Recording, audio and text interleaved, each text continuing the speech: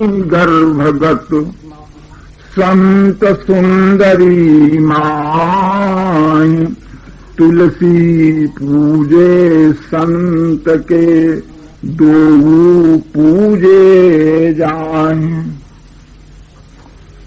जिस तरह से सुंदरी माता के उदर में बालक निवास करता है, उस गर्भगत बालक को प्रसन्न करने के लिए, पुष्ट करने के लिए, तुष्ट करने के लिए उपाय यही है कि माता को संतुष्ट किया जाए, माता को सुखी रखा जाए, तो गर्भगत बालक भी प्रसन्न रहेगा, सुखी रहेगा। प्रत्यक्ष हम चाहें तो उस बालक की पूजा नहीं कर सकते, उसे खिला नहीं सकते, पिला नहीं सकते, लेकिन माता को खिलाएंगे, पिलाएंगे, उसे सुखी रखेंगे तो गर्भगत बालक भी सुखी हो जाएगा। माता के खाए हुए रस से ही बालक का पोषण होता है। इसी सिद्धांत से तुलसीदास जी कहते हैं कि तुलसी पूजे संत के, संत के हृदय में भगवंत निवास करते हैं, और जब संत का पूजन किया जाता है, संत की प्रार्थना की जाती है, तो वह संत की पूजा जो है वह भगवान की पूजा अपने आप हो जाती है। संत भगवंत अंतर निरंतर नहीं, किमपि मति विमल कह दास तुलसी। संत भगवंत में किसी प्रकार का अंतर नहीं।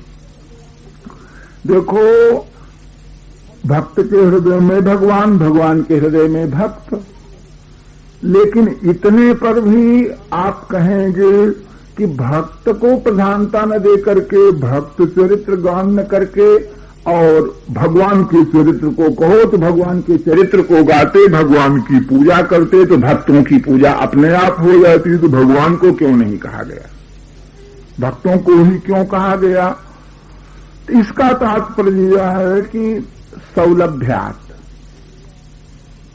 भक्त जितना सुलभ है भगवान उतने सुलभ नहीं है। कंठ तिलकधारी इस लोक में भक्त अधिक सुलभ है और भगवान उतना सुलभ नहीं है। भगवान की अपेक्षा भक्त सुलभ है। एक वस्तु बड़ी दुर्लभ है, समुद्र को पार से कर जाए तो तमाम सोना और रत्न वहां लंका में मिलेंगे, लेकिन पार तो नहीं कर सकते। तो दुर्लभ जो वस्तु है, अत्यंत दुर्लभ है, उसको पाने का हमारा साहस नहीं होता, उसको पाने की इच्छा हमको नहीं होती है। और जो सौलभ्य है, भगवान श्री राम अवतार काल में, वनवास काल में कोल भीलों को, जंगली लोगों को सुलभ हो गए। भगवान श्री कृष्ण ग्वाल बालों को सबके लिए सुलभ हो गए। तो सुलभ होना यह भक्ति का, भगवान का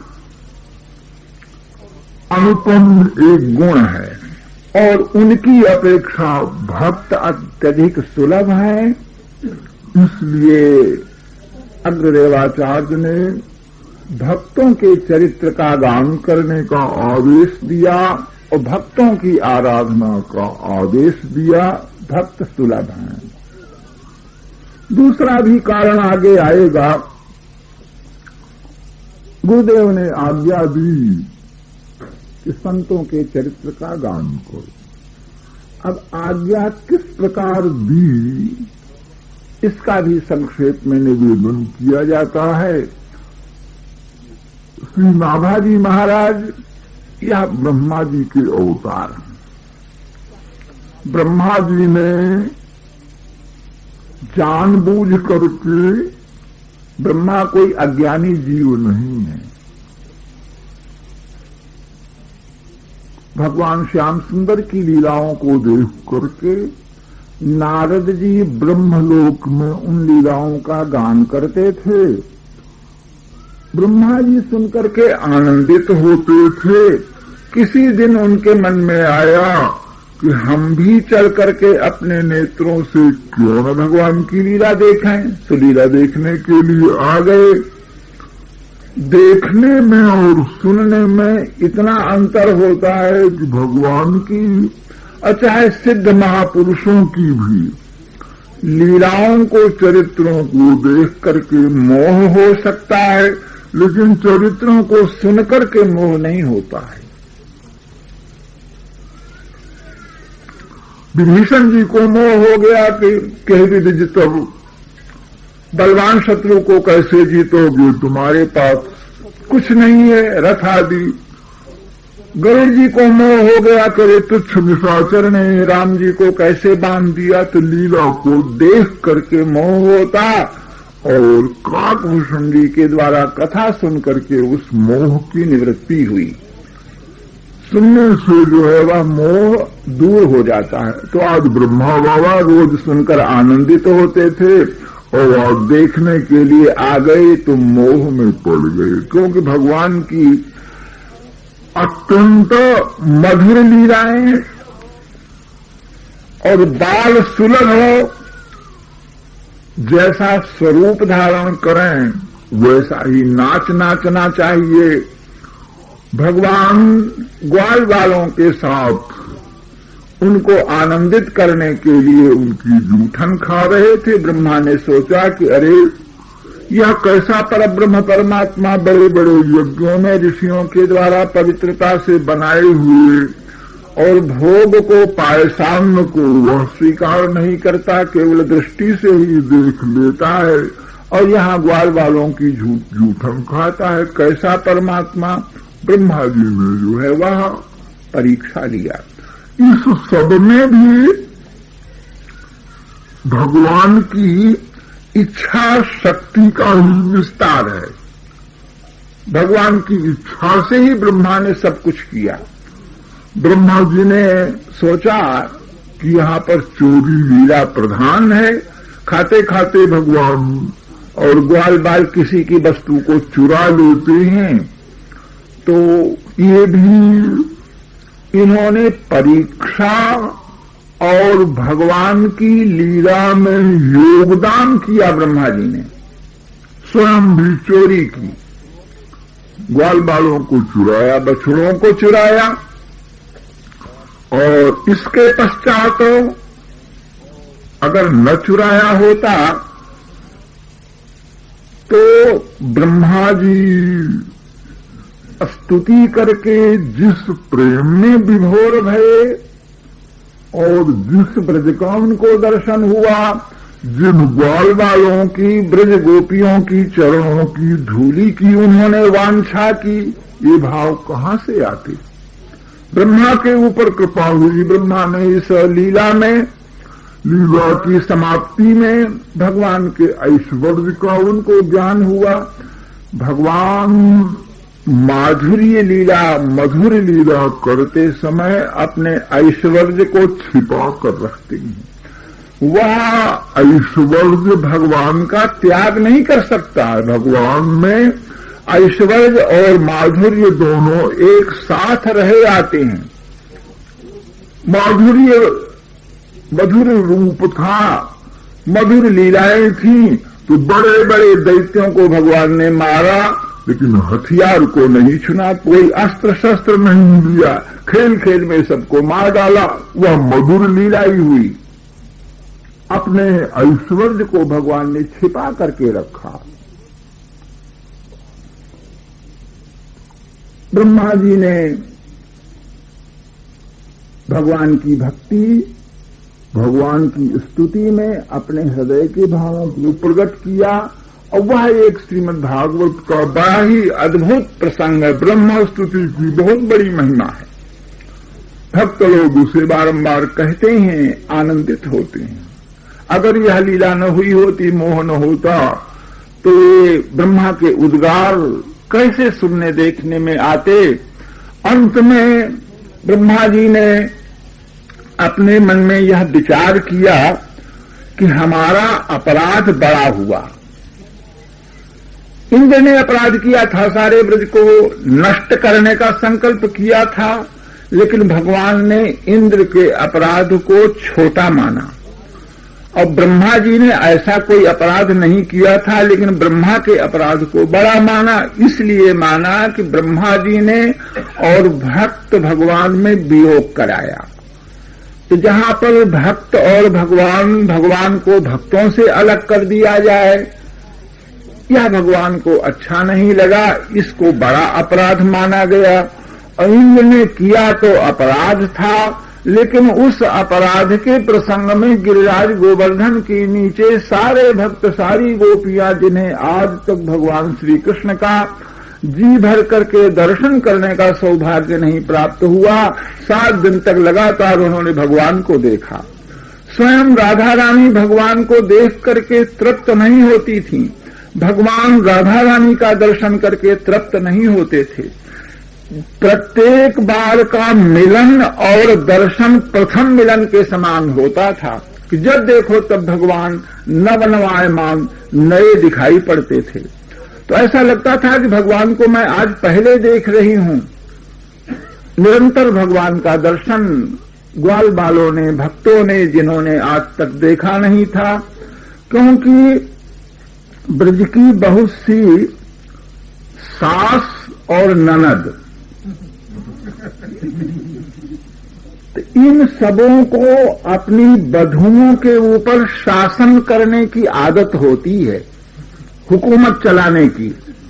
तो स्वयं तो वे नंद भवन में जा करके लुक छिप करके नंदनंदन का दर्शन करती थीं, लालायित रहती थीं, लेकिन अपनी बधुओं पर शासन रखती थीं कि देखो, अगर वहां काला काला कृष्ण कन्हैया सामने से आता दिखाई पड़े तो रास्ते को छोड़ हट जाना, रास्ते को छोड़ देना, घूंघट को लंबा कर देना, उसकी ओर देखना नहीं, जो देखता है सो पागल हो जाता है, उसकी ओर देखना नहीं।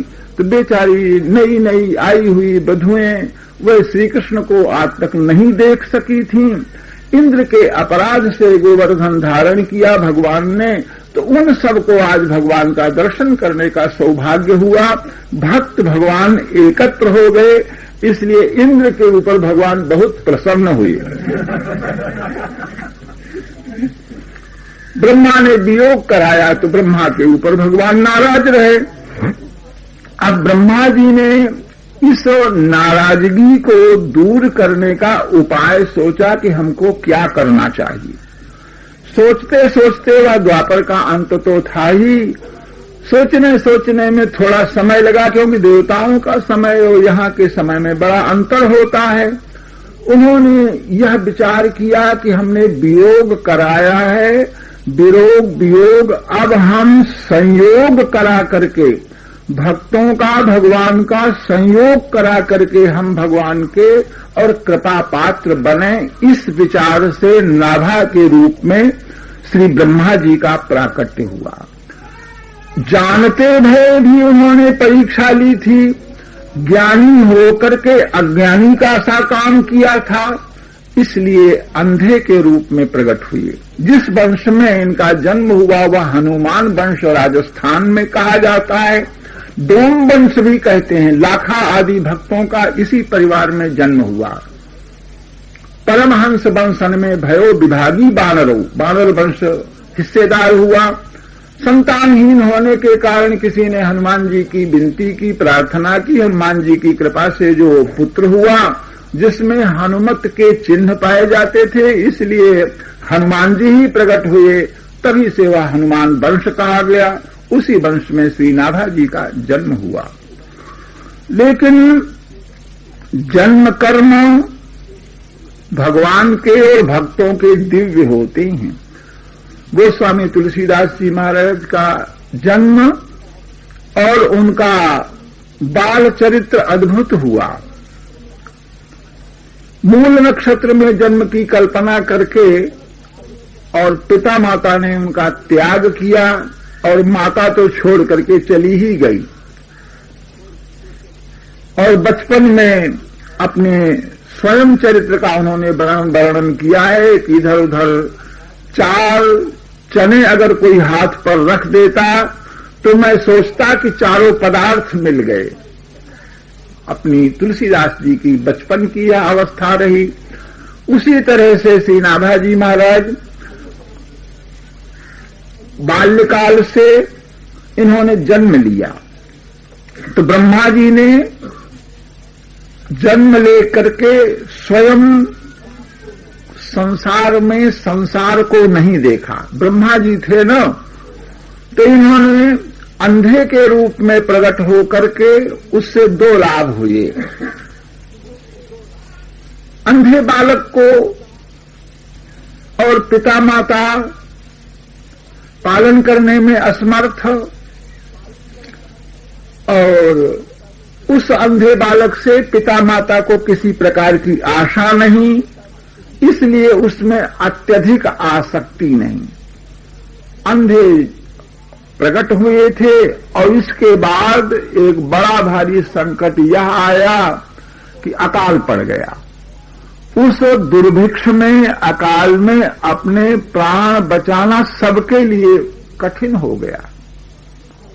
माता का पुत्र पर भारी स्नेह होता है, लेकिन जब कहीं कुछ खाने का पीने का साधन नहीं रह गया तो माता भी, पिताजी तो चले गए थे भगवान के धाम को, और माता जो है उस बालक को लेकर के भागी कि कहीं बाहर घर से निकलने पर कहीं शायद कुछ खाने पीने को मिले, लेकिन माता बन छोड़ गई। मानिके अकाल आंच माता बन छोड़ गई। बड़ी भारी विपत्ति का सामना। माता छोड़ गई का तात्पर्य उस स्नेहवती वात्सल्यमयी माता अनाथ अबोध बालक का परित्याग कर दे। मात्र हृदय ऐसा नहीं होता है, किंतु बालक को एक स्थान पर बैठा करके संभवतः कुछ खाने पीने योग्य वस्तु की तलाश में जंगल में माता चली गई, और गई सो गई, छोड़ गई, अर्थात भगवान के धाम को ही चली गई, लौट करके आई नहीं। बालक नाभा जंगल में जो है बैठे हुए थे, विराजमान थे। तो कील है अगर ताही डगर दर्श दियो। कीलदेव जी महाराज और अग्रदेवाचार्य, यह दोनों परोहारी श्री कृष्णदास जी महाराज के शिष्य चढ़ाव से लौट रहे थे। जंगल के रास्ते से चलते चलते आपने अनाथ बालक को बैठा देखा, अकेला बैठा देखा, तो लाग गया कोमल चित संताप। जिज्ञासा हुई मन में।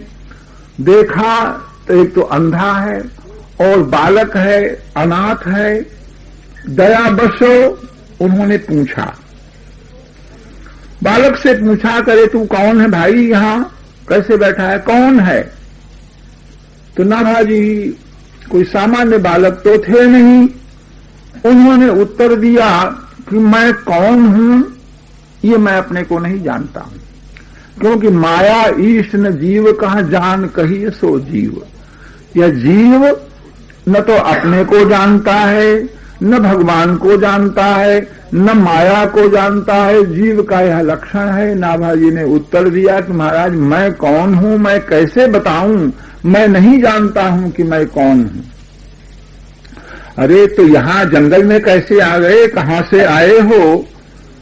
तो नाभाजी ने कहा कि महाराज किसी एक जीव का एक स्थान से दूसरे स्थान तक जाना जो है वह निश्चित नहीं होता। अपने कर्म के जाल में पड़ करके जीव 84 लाख योनियों में जाता है। कीट पतंग पर्यंत नीचे उसका पतन होता है, और ऊपर स्वर्ग में वह इंद्र महेंद्र बन जाता है। पुण्य के क्षीण होने पर फिर नीचे गिर पड़ता है। इस तरह से जीव आता जाता रहता है कर्म बंधन में पड़ा हुआ। तो कहां से आया हूं और कहां जाऊंगा इस बात का भी हमें ठीक ठीक पता नहीं, मैं कैसे कहूं। पुनः तीसरा प्रश्न उन संतों ने किया कि अरे भाई जंगल में तुझको यहां कौन बैठा गया, और इसके बाद तेरी रक्षा कौन करेगा, कौन तुझको खिलाएगा पिलाएगा? जंगल है, जंगली जानवर हैं, तू बालक है, यहां तेरा अभिभावक और वारिस कौन है, रक्षा करने वाला कौन है? तो नाभाजी ने सहज ही उत्तर दिया कि महाराज मेरी रक्षा करने वाला तो कोई नहीं है।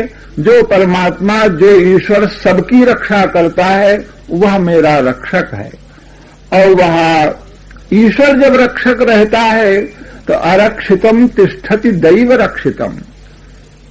जंगल में बालक का जन्म हुआ, कितने बालक जंगल में फेंक दिए जाते हैं और वे बच जाते हैं, जीवित रह जाते हैं।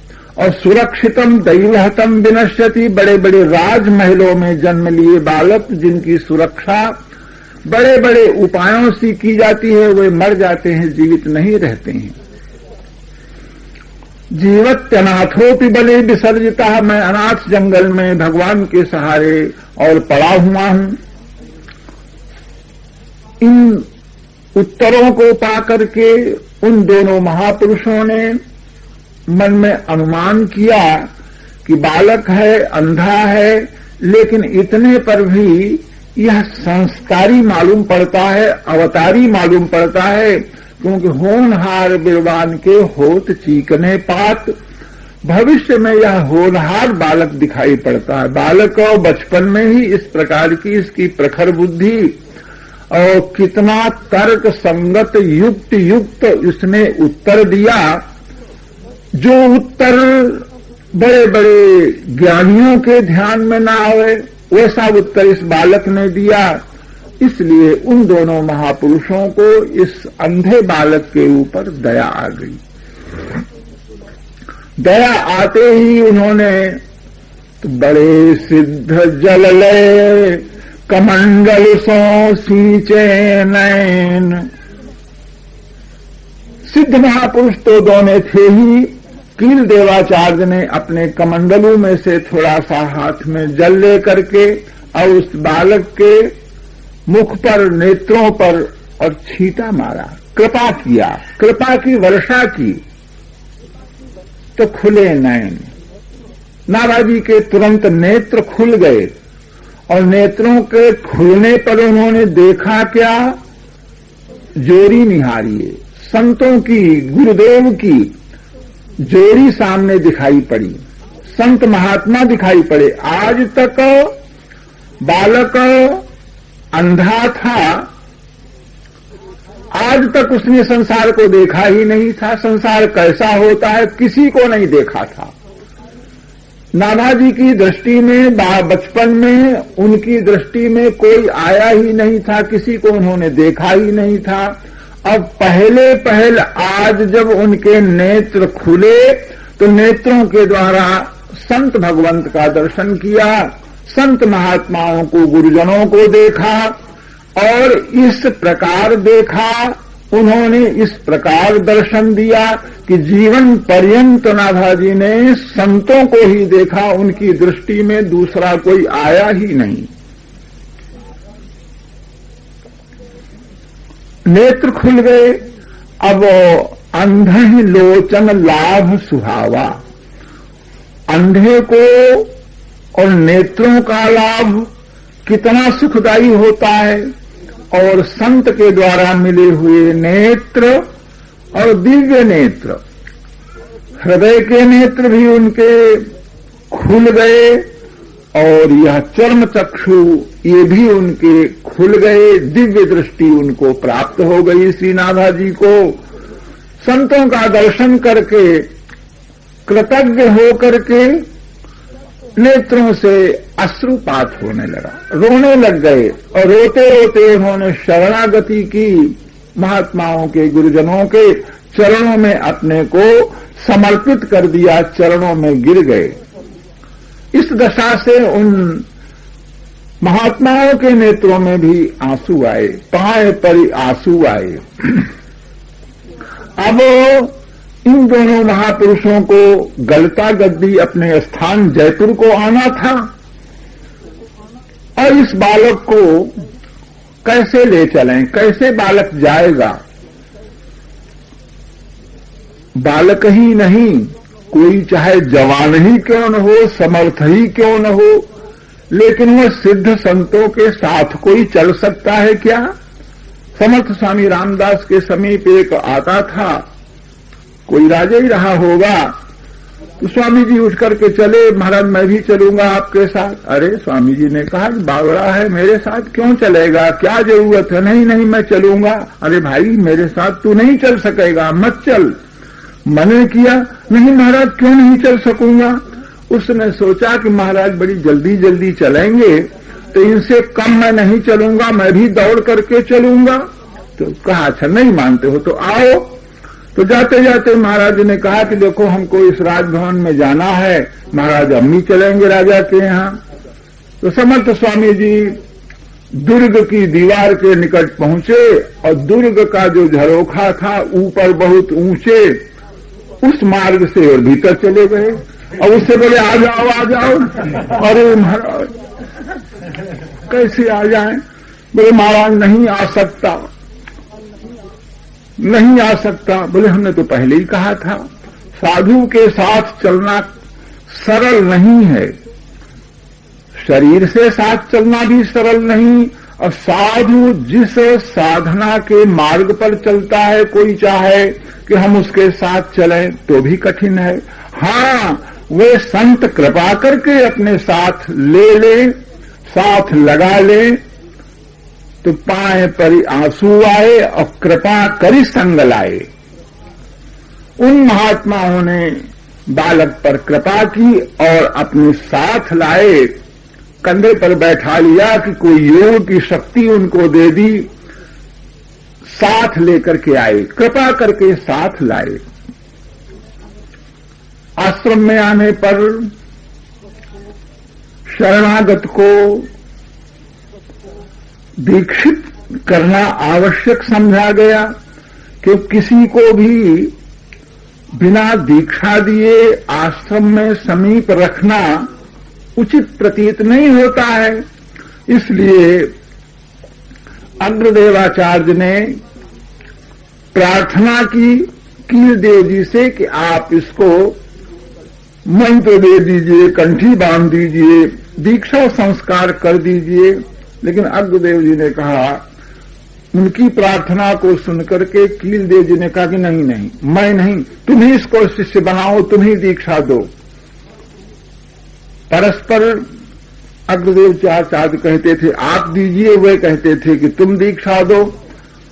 कीलदेव जी का कहना था कि भाई मैं ठहरा योगी और कभी समाधि लगा लेता हूं तो बहुत समय तक बैठा रह जाता हूं, ये है बालक। तो बालक की सुरक्षा देख रेख यह सब मेरे बस की नहीं है। शिक्षा दीक्षा जो है वह मैं नहीं ठीक से कर सकूंगा। तो कील आज्ञा पाए मंत्र अगर सुनायो है, कील देवाचार्य की आज्ञा पा करके, उनकी आज्ञा को स्वीकार करके अग्रदेवाचार्य ने भगवान श्री राम का राम मंत्र की दीक्षा दी। पंच संस्कार वैष्णवों के जो होते हैं उन संस्कारों को किया और इसके बाद गलते गलित, गलता जो स्थान है यह गालव ऋषि का स्थान कहा जाता है और वहां से गंगा की धारा जो है वह प्रकट होती है, जिसको गलता गंगा कहते हैं। उस मरुभूमि में पहाड़ से एक धारा प्रकट होती है, कुंड बन जाता है, उसमें लोग स्नान करते हैं। वहीं पर पैहारी श्री कृष्णदास जी महाराज का स्थान था और उनके कृपा पात्र ये वहीं रहते थे और संत सेवा वहां पर हुआ करती थी। साधु सेवा सो विराजमान, गलते गलित, गलता में साधु सेवा विराजमान। संत सेवा होती थी, लोगों को भोजन मिलता था, यह तो एक सामान्य बात हुई। विराजमान शब्द कहकर के जैसे प्रिया प्रियतम सिंहासन पर विराजमान होते हैं, उस तरह से गलता के आश्रम में उन ऋषियों ने संत सेवा को विराजमान कर रखा था, अर्थात संत सेवा उनका मुख्य लक्ष्य था। तो स्वयं संतों की सेवा करना उनको अभीष्ट था। संत उनके उपास्य थे और शिष्य को अन्यान्य सब प्रकार के उपदेशों के साथ और संतों की सेवा करने की आज्ञा अग्रदेवाचार्य ने दी। कैसे संत सेवा करेंगे, इससे बढ़कर के और कोई सेवा नहीं। राजसूय यज्ञ में भगवान श्री कृष्ण ने जिस सेवा को स्वीकार किया वही सेवा अग्रदेवाचार्य ने नाभाजी को दी। राजसूय यज्ञ में भगवान श्री कृष्ण आए हुए ऋषियों के, ब्राह्मणों के चरणों का प्रक्षालन करते थे और पंगत हो जाने के बाद जूठे पत्तलों को उठा करके श्री कृष्ण और फेंका करते थे, उनको उठाते थे। उस यज्ञ में भगवान ने यही सेवा ली थी और सेवाएं दूसरों की थीं। सबसे बड़ी सेवा इसी को भगवान ने समझा, तो भगवान सबसे बड़े थे, इसलिए सबसे बड़ी सेवा को भगवान ने अपनाया। यहां नाभाजी को क्या सेवा करूंगा, तो गुरुदेव ने बताया कि चरण प्रछाल संत सीत सो अनंत प्रीति। आगंतुक संत महात्माओं के चरणों का प्रक्षालन करो, उनका चरणामृत स्वीकार करो लो, और उनकी पंक्ति जब हो जाए, उनके लिए मिट्टी है, पत्ता है, दातून है, जल है, इन वस्तुओं से उनकी सेवा करो। और इसके बाद जब वे भोजन करके उठ जाएं तो उनके पत्तों को उठाओ और उनमें लगी हुई जूठन जो है उसको खाओ। अलग से कोई भोजन तुमको करने की आवश्यकता नहीं। संत शीतसो अनंत प्रीति, उस संतों का जो उच्छिष्ट भोजन उसमें अनंत प्रेम करो। नाभाजी महाराज उसको खाने लगे, उसका स्वाद आने लगा तो बड़ा